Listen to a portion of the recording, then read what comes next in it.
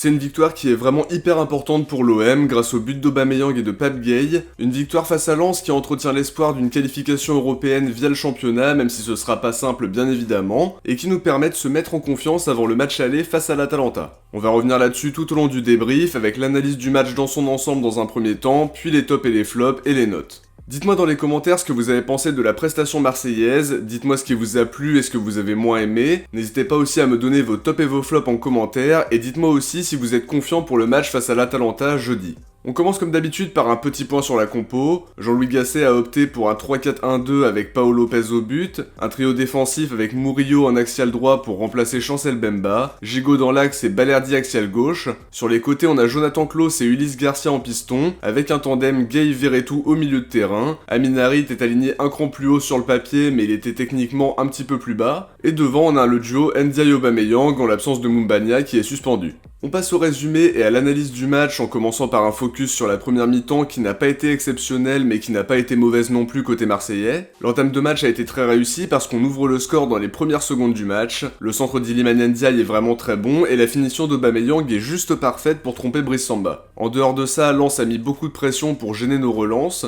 ça a très bien fonctionné parce qu'on a dû être très prudent dans nos ressorties de balles. Sur cette première mi-temps, on s'est montré dangereux sur les ballons longs pour trouver Aubameyang dans la profondeur. Le meilleur exemple, c'est la belle relance de Lopez pour Aubameyang, mais derrière il se heurte à Brice Samba qui intervient bien. Il y a aussi eu une belle occasion avec la frappe de Verretou qui passe pas loin après un bon centre de Jonathan Klaus. Il y a aussi eu un 2 contre 2 mal négocié avec l'extérieur d'Aubameyang qui est bien trop long pour trouver Ndiaye. Après Lens a montré qu'ils étaient capables d'être très dangereux avec des situations franches. Wai qui se rate alors qu'il est seul dans la surface puisque Murillo rate sa tête. La très grosse occasion sur un corner qui n'a pas lieu d'être avec Lopez qui sort l'arrêt décisif devant Donso et la tête de Sotoka qui termine sur le poteau bien gêné par le retour de Balerdi. Les Lensois se sont montrés dangereux offensivement mais on a su tenir bon sur nos temps faibles grâce à des interventions de Gigot, Balerdi et bien sûr de Pau Lopez qui a été très attentif en première mi-temps. Les joueurs ont été solidaires dans les efforts et ce qui manque finalement dans cette première période c'est de faire le break parce qu'il y a clairement la place. Lens a manqué de justesse technique par moment et on a bien vu qu'on pouvait leur poser des problèmes dans la profondeur avec leurs défenseurs qui n'étaient pas hyper sereins sur nos ballons longs. Après il fallait être meilleur dans les 30 derniers mètres et être plus juste pour pouvoir faire le break.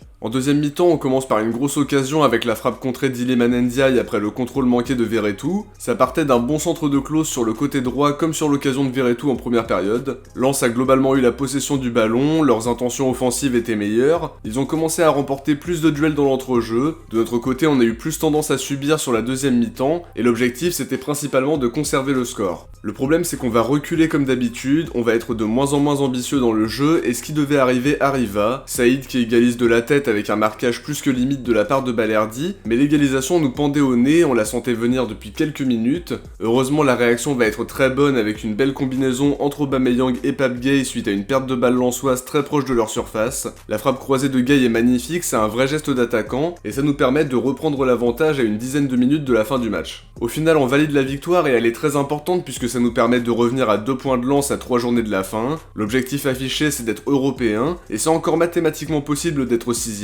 une place qui sera peut-être qualificative pour l'Europa League si Paris gagne la Coupe de France, et dans ce cas de figure, la 7ème sera qualificative pour la Conference League si je dis pas de bêtises. En tout cas, pour revenir au match face à Lens, notre prestation n'a pas été exceptionnelle mais c'était important de s'imposer avant d'affronter l'Atalanta. L'équipe a montré un bon état d'esprit malgré les difficultés en allant chercher cette victoire au mental. Lens a montré des lacunes avec des erreurs individuelles qui deviennent assez habituelles chez eux, mais ils ont aussi eu plusieurs situations qu'ils peuvent regretter. En tout cas, cette victoire fait beaucoup de bien côté marseillais et il faudra capitaliser là-dessus pour la fin de saison en championnat et surtout jeudi face à l'Atalanta pour un match aller plus qu'important. On enchaîne avec les tops et les flops en commençant par les tops. Le premier top que je vais citer c'est Aubameyang qui a encore une fois été le joueur décisif avec un but et une passe D. Il est toujours à la hauteur de l'événement et ça n'a pas dérogé à la règle. Pau Lopez mérite aussi d'en faire partie avec des arrêts déterminants, un jeu au pied qui nous a beaucoup aidé dans la construction du jeu, des sorties aériennes rassurantes et à côté de ça il ne peut pas faire grand chose sur le but de Saïd. Pape Gueye fait lui aussi partie des tops, un très bon match au milieu de terrain avec de l'impact physique, des récupérations impactantes et surtout un but décisif pour prendre 3 précieux points ce soir. Balerdi en fait partie également, même s'il doit faire mieux sur le but lensois bien sûr. En dehors de ça, il a été très bon dans ses interventions et aussi dans ses passes qui cassent des lignes, avec la volonté systématique de jouer vers l'avant. J'ai pas envie de citer de flop à proprement parler parce que j'ai aimé l'état d'esprit collectif, la solidarité dans les efforts. En revanche, si je dois citer un joueur qui m'a paru un peu en dessous, je dirais Ulysse Garcia qui n'a pas été très bon dans son impact offensif, même inexistant, et qui n'a pas été hyper déterminant dans le secteur défensif non plus.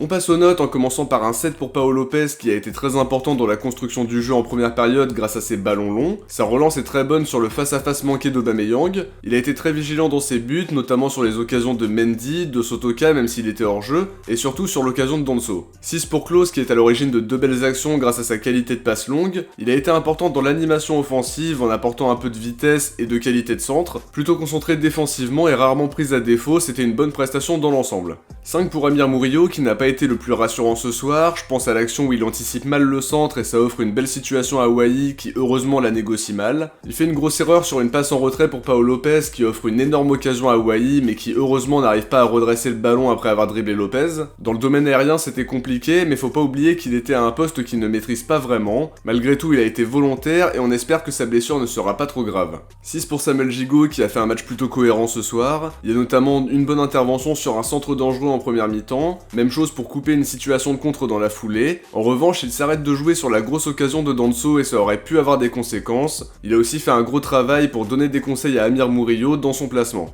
7 pour Balerdi qui a été très bon dans l'ensemble, que ce soit par ses interventions, mais aussi par ses relances avec des passes qui cassent des lignes et qui étaient très bien senties. Pense aussi au magnifique tacle qu'il nous sort en première mi-temps, mais après le souci c'est qu'il est responsable sur le but de Saïd, le marquage n'est pas bon, il lui laisse des mètres, et forcément Saïd a tout le luxe d'ajuster sa tête, mais en dehors de ça il a été vraiment très bon à mon sens. 4 pour Garcia qui n'a pas fait un grand match défensivement et offensivement, j'ai trouvé ça assez neutre avec trop peu d'impact dans les deux domaines.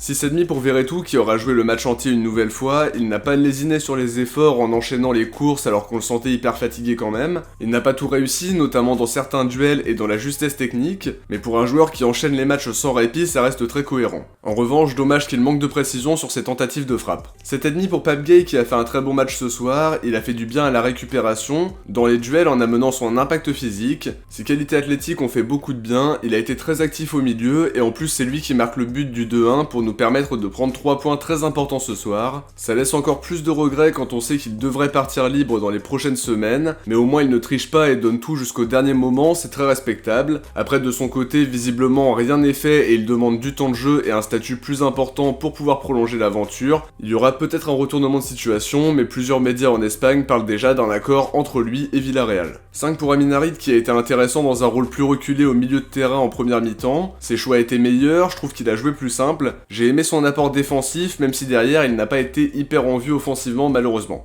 6 pour Iliman Ndiaye qui est passeur décisif ce soir, ça va lui faire du bien en termes de confiance. Son centre est vraiment très précis, mais en dehors de ça j'ai l'impression qu'il a touché peu de ballons, même si on l'a vu très actif sur le terrain. 8 pour Aubameyang qui a été une nouvelle fois décisif, buteur sur un centre millimétré d'Iliman et passeur décisif pour le but de Gueye. Il marque son 27e but de la saison et délivre sa 10e passe décisive, parfait pour se mettre en confiance avant d'affronter l'Atalanta et se rapprocher un peu plus des 32 buts de Drogba. Sur le banc, je vais pas donner de notes à Kondogbia, Sarr, Onana et Luis Enrique qui n'ont joué qu'une vingtaine de minutes au maximum. Cela dit, Kondogbia a fait le boulot en défense centrale et l'entrée d'Ismaïla Sarr m'a plu dans son apport offensif, on a hâte de le revoir plus longtemps. Avant de se quitter, on va découvrir qui vous avez élu comme Marseillais du match OM Nice. Sans surprise, c'est Aubameyang qui a fini en tête avec 67%, logiquement récompensé pour son excellent match. Klose arrive juste derrière avec 16% et Léo Balerdi prend la dernière place du podium après sa prestation XXL. Le sondage pour OM Lens est maintenant disponible, n'hésitez pas à aller voter parmi les différentes propositions. On découvrira le podium dans le débrief d'OM Atalanta jeudi.